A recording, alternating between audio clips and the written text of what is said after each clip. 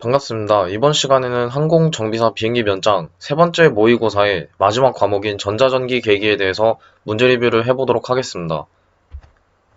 첫 번째 문제, 항공기 정속 구동장치의 장착 위치로 옳은 것. 정속 구동장치는 영어로 CSD, Constant Speed Drive라는 정속 구동장치가 있는데, 이 장치 같은 경우에는 항공기 엔진 RPM 변화에 따라서도 발전기 회전수가 변동이 될 수가 있죠. 그런데 그 변동되는 발전기 회전수를 항상 일정한 RPM으로 맞춰줌에 따라서 일정 주파수를 유지시키는 역할을 하죠, 이 장치가. 그리고 현대항공기에서는 이 CSD가 따로 장착되어 있는 것이 아니라 발전기와 CSD가 하나로 통합되어 있는 통합구동 발전기, 즉 IDG가 많이 쓰이고 있다고 지난번에 말씀드렸었어요. 그에 따라서 장착 위치는 4번이죠. 구동축과 발전기 사이. IDG에 대한 작동 원리도 하나 살펴보자면 지금 이쪽 부분이 바로 기어박스죠. 기어박스 모듈에 여러 가지가 장착되어 있죠. 스타터도 장착되어 있고, 퓨엘 펌프, 연료 펌프와 그리고 유압 펌프, EDP라 하죠. 엔진 구동 펌프, 그리고 그 옆에 IDG, 통합 구동 발전기가 장착되어 있죠. IDG 구동 방식은 지금 보시면 그림으로 간편화해서 나타내 보면은 이 부분이 현재 기어박스죠.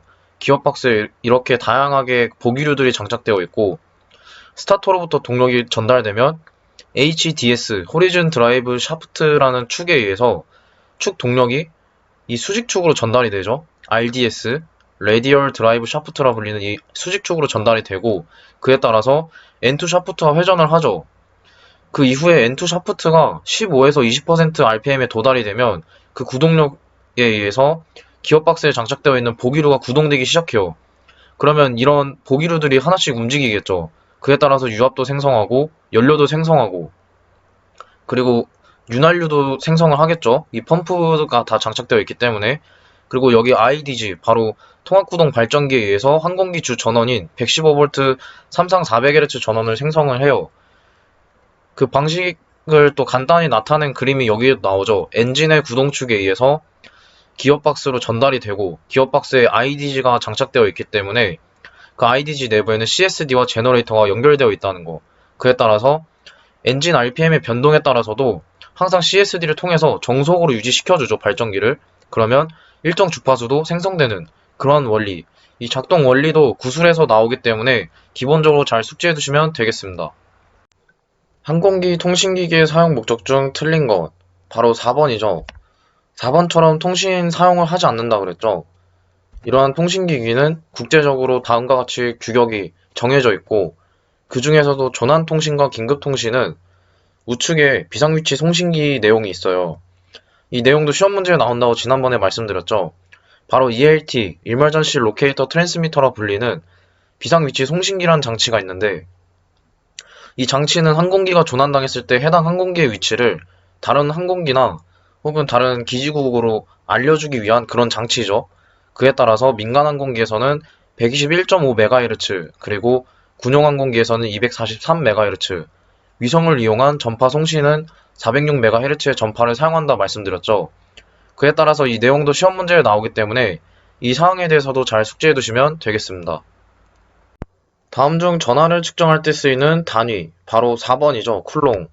옴은 저항, 볼트는 전압, 암페어는 전류. 이 세 가지 내용도 기본적으로 알아두셔야 됩니다. 전하 같은 경우에는 단위를 쿨롱을 사용하고 도선에 1A의 전류가 흘렀을 때 1초 동안 전선을 통과하는 전하량이라고 정의가 되어 있죠. 그 얘기가 지금 공식으로는 이렇게 나오죠. 전류는 T분의 Q, 즉 시간에 따라서 단위 시간당 얼마만큼의 전하량이 흘렀는지에 대해서 전류로 나타나는 그 값이죠.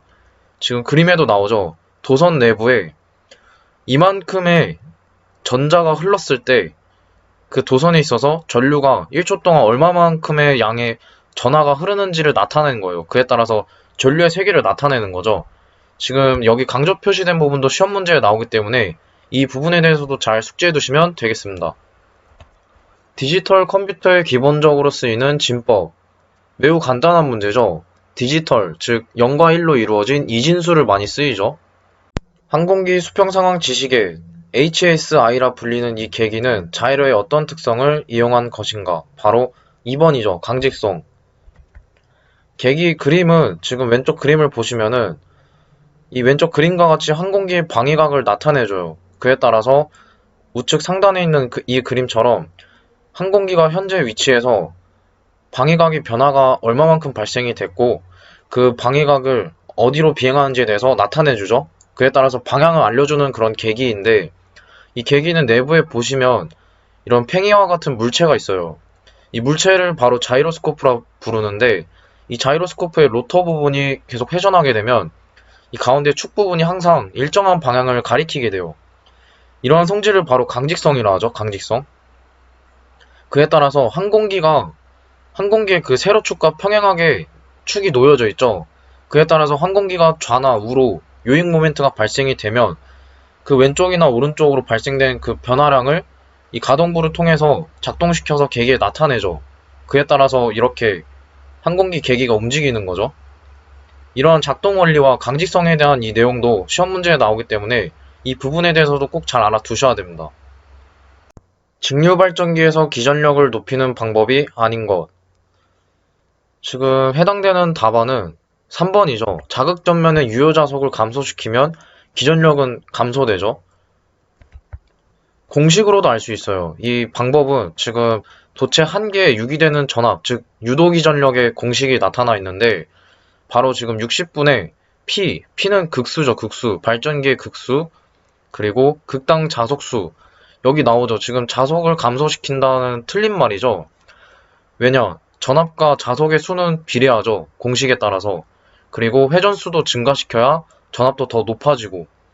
그에 따라서 공식을 아시면은 쉽게 응용이 되는 그런 문제였어요. 따라서 이 공식도 기본적으로 좀 잘 숙지해 두시면 되겠습니다. 항공기가 야간 비행 중 번개로 인해 조종실 내부가 잘 안 보일 때 조작하는 스위치, 바로 썬더스톰 스위치죠. 여기 문제 지문에도 번개가 키워드가 나와 있기 때문에 관련 접근 스위치는 바로 4번과 같죠. 이 스위치는 번개로 밖이 밝게 비춰졌을 때 조명이 어두운 조종실 내부가 잘 보이지 않을 경우에 실내를 잘 볼 수 있게끔 사용하는 스위치라고 나오죠. 그에 따라서 썬더스톰 스위치, 이 스위치에 대한 사용 용도도 알아두세요. 다르 송발 지시 계기가 아닌 것, 바로 4번이죠. 주파수. 이 계기는 멀티미터를 생각하시면 돼요. 멀티미터는 전압, 전류, 저항, 이 세 가지를 다용도로 측정이 가능한 측정기기이죠. 그에 따라서 멀티미터는 주파수 측정이 불가능하죠. 따라서 4번이 답이죠. 교류전원의 저항을 연결하여 열을 발생시키거나 그 외의 일을 할 때 동일한 역할을 하는 직류의 값을 사용하는 전압. 교류에서 실제로 이런 값을 물어보고 있는데 바로 시료값이죠. 우리가 전력을 구할 때는 보통 전압과 전류의 곱수를 이용해서 전력을 구할 수가 있어요. 따라서 직류에서 만약에 10V의 전압과 10A의 전류가 흘렀다고 가정했을 때 두 개의 값을 곱하면 10W의 전력이 딱 떨어지게 되죠. 그런데 교류에서는 이 공식을 적용시켜서 계산을 하게 됐을 때 똑같이 10V 전압과 10A 전류를 흘러보내면 50W만큼의 전력밖에 안 나와요. 직류에 비해서 다소 떨어지죠. 따라서 교류 회로에서는 왼쪽 그림과 같이 이런 사인파형의 진폭이 발생이 되는데 이 진폭에 있어서 이 진폭을 루트 2로 나눴을 때 교류가 실제로 이런 값을 나타낼 수 있다는 논리가 나타나게 돼요. 그에 따라서 계산을 해서 구해보면은 50W 만큼의 전력이 실제로 수치상 나타나게 되는 거죠. 그에 따라서 시료값은 교류가 실제로 일을 한 값으로서 직류로 환산한 값으로 볼 수가 있어요. 그리고 직류나 교류는 저항을 통과하면 열이 발생이 되고 이때 초당 소비되는 전기에너지, 즉 정력량은 같다는 거. 이 사항에 대해서 시력값도 시험 문제에 나오기 때문에 잘 알아두셔야 됩니다. 항공기 PA, 즉 기내방송, 패신저 어드레스의 순서가 가장 우선권인 것. 바로 4번이죠. 조종실에서의 방송. 해설과 같이 순서는 조종실 방송이 1순위, 그 다음에 객실 승무원의 방송이 2순위, 그리고 세 번째 순서는 자동 음성 녹음 장치에 의해서 방송되는 그 방송이 바로 세 번째이죠. 그리고 마지막 방송은 기내 음악이 마지막 순서죠. 따라서 이 강조 표시된 부분도 시험 문제에 나오기 때문에 이 순서에 대해서는 반드시 잘 알아두셔야 됩니다. 전류의 흐름의 방향에 대해서 틀린 것. 바로 1번이 틀렸죠, 지금. 전류는 마이너스에서 플러스가 아니라 반대로 플러스에서 마이너스로 흐르죠. 지금 이 1번과 같은 흐름은 전자의 흐름이죠, 전자. 전자는 마이너스에서 플러스로 가죠. 나머지 보기들은 다 맞죠? 직류 모터의 회전 방향을 바꾸고자 할 경우 올바른 것. 바로 3번이죠. 필드, 계좌 또는 전기자 권선 중 한 개의 연결을 바꿔준다. 그러면 이런 전동기를 가역전동기라 하죠. 전기자나 계좌의 극성 중 하나만 바꿔주면 전동기가 회전 방향의 반대로 작동이 되는 그런 전동기를 나타내죠. 엔진 계기의 빨간 레디얼 라인은 무엇을 가리키는가? 빨간 레디얼 라인, 방사선을 말하는데 바로 3번이죠. 최대 및 최저 운용 한계를 나타내죠. 지금 1번 같은 경우에는 초록색 호선을 나타내고 2번은 황색 호선, 4번은 백색 호선을 나타내죠. 그림도 한번 보시면은 문제 지문에서 물어본 그 색깔 표지가 바로 이 부분이에요. 이 부분 빨간색 방사선. 그에 따라서 최소값 그리고 최대값의 그 범위를 나타내는 거죠. 속도에서 이 부분을 넘지 말아야 될 선. 이 내용에 대해서도 잘 숙지해 두셔야 됩니다. 지상에서 항공기의 모든 발전기가 작동하지 않을 시 전원을 공급해주는 장치, 바로 GPU죠. 그라운드 파워 유닛. 외부 전원을 항공기가 초기에는 엔진이 시동이 안 걸려 있는 상태에서는 보통은 먼저 배터리로 전력 공급을 받게 되는데, 배터리를 오랫동안 가동하게 되면 그 배터리 방전도 매우 안 좋겠죠. 그리고 여기서는 지금 발전기가 돌아줘야 되는데 엔진이 구동이 되지 않기 때문에 발전기도 구동이 되지 않고 있어요. 그에 따라서 항공기 기내에 다양한 전기 계통에 전원을 넣어주기 위해서 외부 전원을 공급시켜주는 GPU, 바로 그라운드 파워 유닛, 이 그림처럼, 이 사진처럼 이렇게 나와 있죠. 이런 장치를 이용한다는 것도 잘 알아두세요. 100V, 30W 전구의 저항과 전류로 오른 거, 계산 공식을 보시면 일단 3번이 해당이 되는데, 전력을 구하는 공식을 먼저 아셔야 돼요. 그에 따라서 전력은 전압과 전류의 곱시죠. 그런데 현재 지금 전력값이 제시되어 있고 전압값도 제시되어 있어요. 그에 따라서 전류값만 구하면 되죠. 그에 따라 식을 유도하면은 100분의 30, 즉 0.3A가 나오고, 그 다음에 저항값은 ohm의 법칙을 응용해서 풀면은 R은 I분의 V이기 때문에 다시 숫자를 대입하면은 여기서 구한 그 전류값을 대입하고 문제에서 제시한 100V를 대입해서 풀면은 333.3ohm이 나오죠. 이 공식에 대해서도 잘 알아두세요. 다음 중 전력의 단위가 아닌 거. 4번이죠. 전력량이죠. 킬로와트 아워는. 나머지는 전력의 기본 단위인데 전력량이 있기 때문에 4번이 틀렸죠. 항공기의 진로, 위치, 방위를 지시해주는 계기. 바로 1번이죠. 항법계기. 이러한 항법계기는 현재 항공기에 있어서 무수히 많은 기술의 진보됨에 따라 하나의 화면에 여러 항법 데이터들이 나타나 있어요. 이러한 계기를 바로 ND라 불리죠. 내비게이션 디스플레이. 이 계기는 조종실에 어디에 위치하고 있냐면, 보잉 737 항공기 기준으로 설명드리면 지금 이 부분이 있죠. 이 부분이 바로 ND예요. ND. 내비게이션 디스플레이. 그리고 그 옆에는 PFD가 있죠. 프라이머리 플라이트 디스플레이. 그에 따라서 지금 시험에서는 이 계기에 대해서 물어봤죠. 이 계기에서는 어떤 데이터들을 알 수가 있냐면, 현재 항공기의 그 현위치를 알 수가 있고, 그 항공기의 비행 예정 코스, 이러한 비행 예정 코스는 FMC라 불리는 플라이트 매니지먼트 컴퓨터라는 게 있어요. 그 컴퓨터로부터 항공기의 현재 위치와 목적지를 입력하고 중간중간에 웨이포인트라 불리는 일종의 이정표 역할을 하는 데이터가 있는데, 이 경로를 입력해주면 그 경로까지 어떻게 비행하고 어디로 비행을 해야 되는지 나타내주죠. 이러한 데이터들도 나타내고, 그리고 자동 방향 탐지기라 불리는 ADF의 무선 원조 시설인 NDB국 방향도 지시를 할 뿐만 아니라 VOR이라 불리는 전방향 무선 표지 시설 항법 장치가 있죠. 그 항법 장치의 지상 무선국, 스테이션 방향도 나타내고, 현재 항공기의 방위각이 227도로 비행하고 있다고 나타내고 있죠. 그 외에도 지금 이쪽 부분에도 지금 이 부분이 바로 곧 진행할 비행 예정 코스 부분에 웨이포인트인데, 이 웨이포인트까지 남은 거리, 그리고 도착 예정 시간까지 다 나타나 있어요. 이 계기에서. 그 외에도 항공기의 그 풍향 풍속도 나타나고 진대기 속도도 나타나죠. TAS. 그 옆에는 그라운드 스피드, 대지 속도가 나타나죠. 실제 항공 계기에서 지시하는 비행 속도와 지상에서의 항공기 속도가 다르기 때문에 실제 속도를 지시값으로 나타낸다고 나와 있죠. GS. 예시로는 자동차 같은 경우에도 속도 계기판에서 나타나는 속도값과 자동차 내비게이션에서 지시하는 그 속도값이 서로 다르죠. 내비게이션 속도값이 실제 속도값이기 때문에 그러한 예시로 보시면 돼요. 이 대지 속도도 마찬가지로. 그에 따라서 항공기 내비게이션 디스플레이, 즉 ND라고 불리는 그 계기에는 이렇게 무수히 많은 항법 데이터들이 하나로 나타난다는 거. 이 내용에 대해서도 잘 알아두세요. 항공기에 사용되는 약어의 원어 표시가 틀린 것.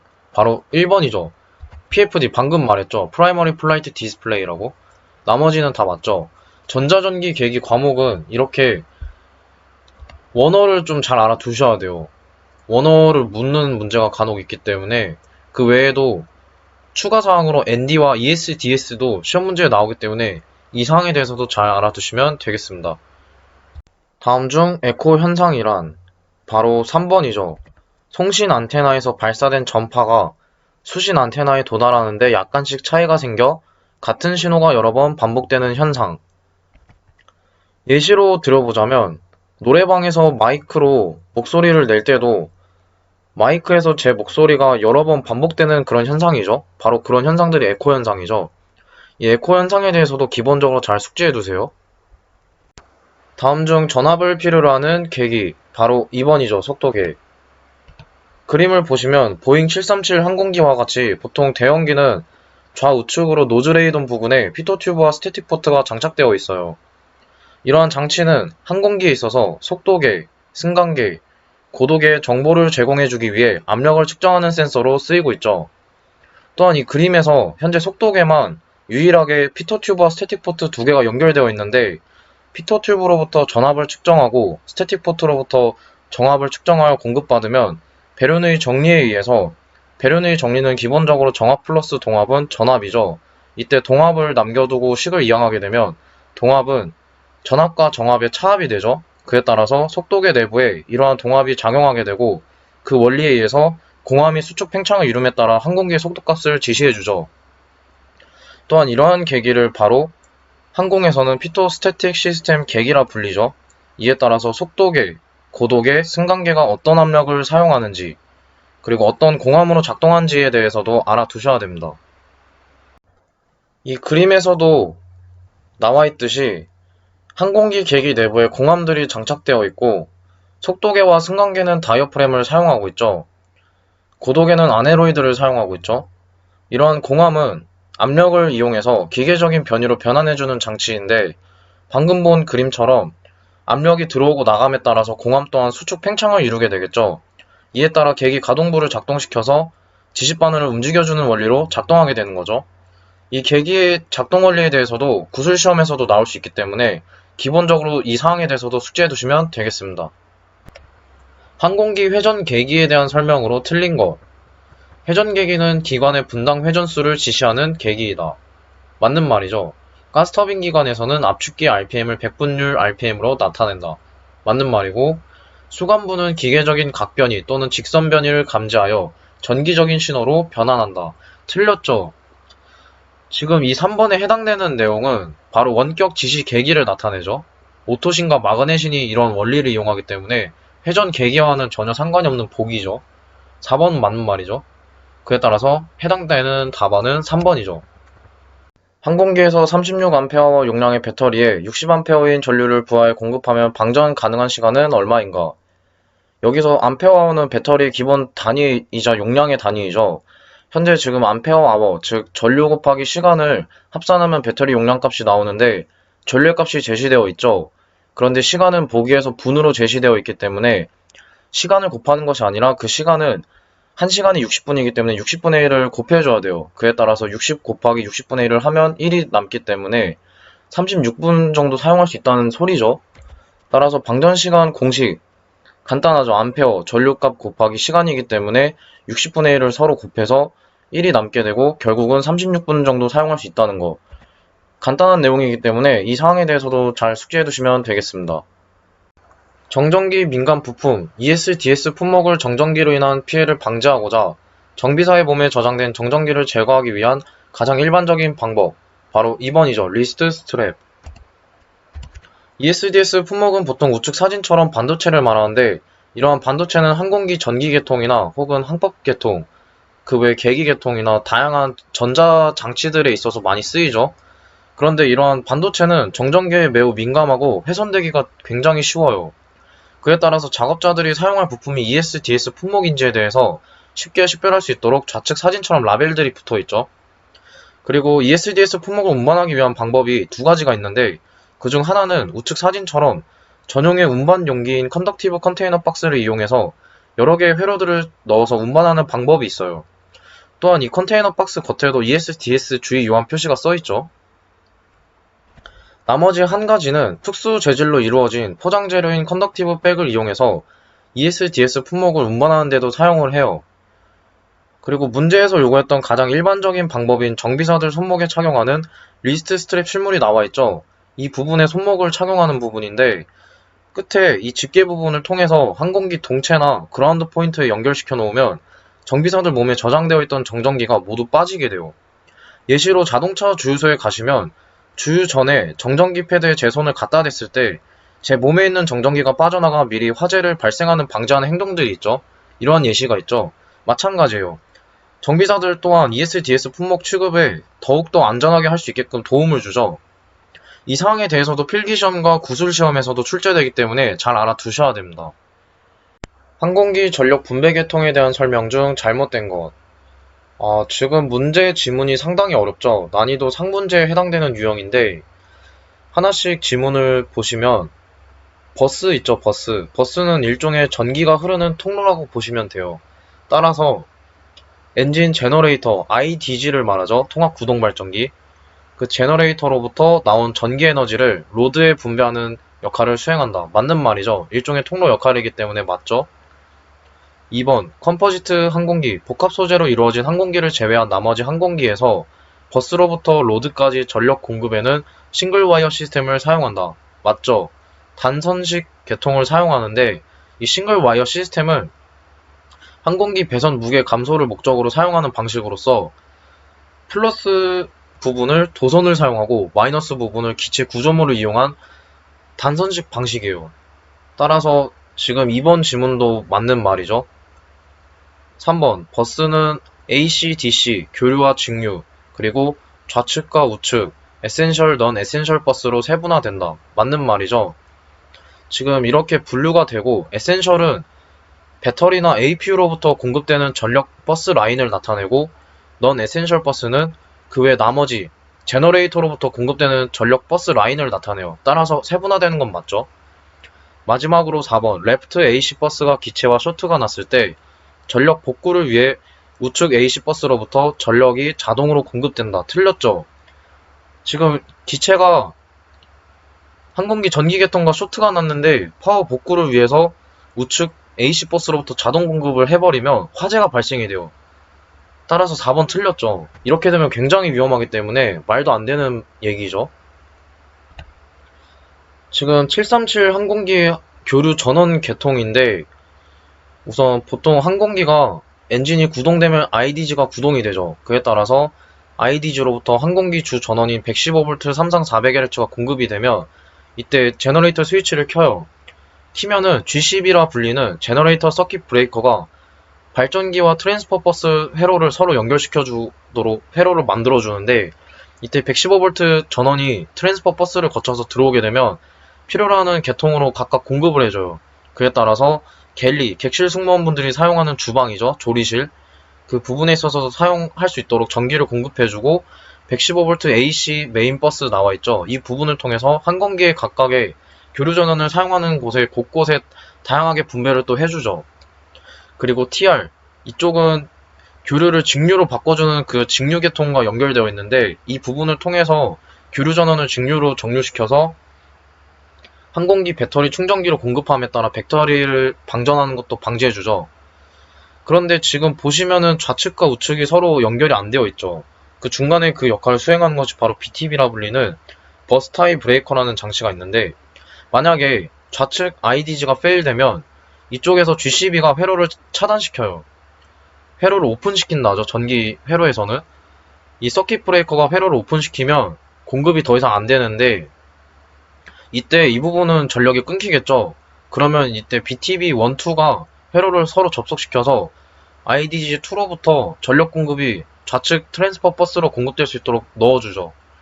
보통은 IDG가 서로 병렬 운전을 안 해요. 그에 따라서 BTB가 이렇게 평상시에는 오픈되어 있다가 한쪽이 페일되면은 이쪽으로도 전력 공급을 할 수 있도록 넣어주죠. 그런데 아까 지문과 같이 제너레이터가 페일됐다 해서 자동으로 파워를 복구시키는 것이 아니라 이쪽 파워를 일단 차단시켜요. 제너레이터 서킷 브레이커를 통해서. 그리고 버스 타이 브레이커를 통해서 전력을 넣어서 공급해주고. 그에 따라서 쇼트가 났는데 자동으로 파워 복구하는 것은 굉장히 틀렸죠. 그 부분에 대해서도 잘 알아두시고 이 회로에 대해서도 잘 이해하고 넘어가셔야 됩니다. 항공기 스위치 중 입력이 한 곳이며 출력이 두 곳인 것. 바로 3번이죠. 단극상투. 용어가 좀 생소하죠? 단극상투 방식은 우측 이 애니메이션처럼 토글 스위치 종류 중 하나인데, 보통 전류의 흐름을 공급하는 스위치의 접점 부분이 한 곳이죠, 한 곳. 그리고 스위치는 두 방향으로 움직이는 방식. 이러한 방식을 바로 단극상투, 약어로는 SPDT라고 불러요. 따라서 토글 스위치 종류에 대해서도 시험 문제에 출제되기 때문에 단극상투나 혹은 쌍극상투, 이 두 가지가 간혹 시험에 나오기 때문에 이 사항에 대해서 잘 숙지해 두시면 되겠습니다. 이렇게 해서 세 번째 모의고사의 마지막 과목인 전자전기계기 문제 리뷰를 모두 마치고, 지금까지 문제 리뷰에 대한 영상을 모두 시청해 주셔서 정말로 감사드립니다. 앞으로도 더 많은 양질의 자료와 전문 지식을 함께 공유해 나갈 수 있도록 하는, 노력해 나가는 항공 종사자가 될 수 있도록 하겠습니다. 감사합니다.